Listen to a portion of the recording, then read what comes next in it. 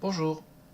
Alors, aujourd'hui, je vais faire un petit peu le tour du soft sélection pour revenir sur des fonctions que j'ai redécouvertes récemment et qui me paraissent intéressantes. Alors, je vais prendre juste celui-là pour commencer. Je vais double-cliquer sur mon outil de translation, donc ça pourrait être sur l'outil de sélection, etc. Le soft sélection, c'est quelque chose qui s'applique à tous les outils.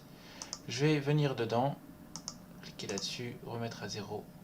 Ici, le soft sélection, il s'active soit dans le tool setting, en double-cliquant sur un objet, donc on peut y accéder aussi ici, enfin sur un outil, à cet endroit-là,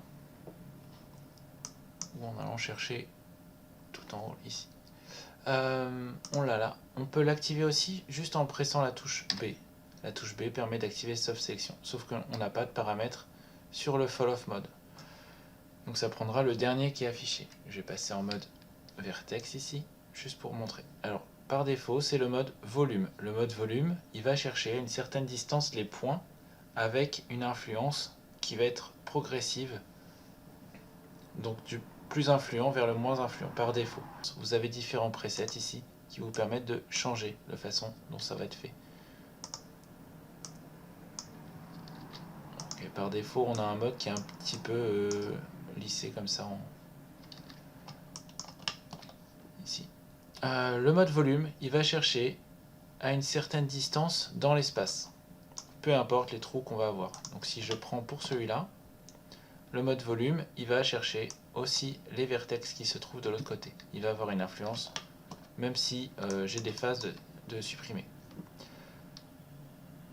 Pour changer la distance, donc pour changer à la main le fall off radius, parce que des fois c'est pas forcément évident ici, on peut maintenir la touche B enfoncée et le clic milieu. Ça nous permet de gérer le radius manuellement.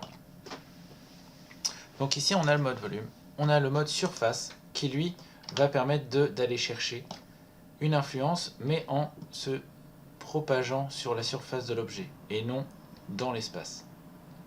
Ici ça me permet de sélectionner ce point là, de le bouger sans que ça vienne chercher celui qui est de l'autre côté. Ça c'est le mode surface. On va avoir le mode hop, je vais passer en edge ici. Donc le mode global. La différence avec le mode volume et surface, c'est qu'il va aussi avoir un impact sur les objets qui sont autour.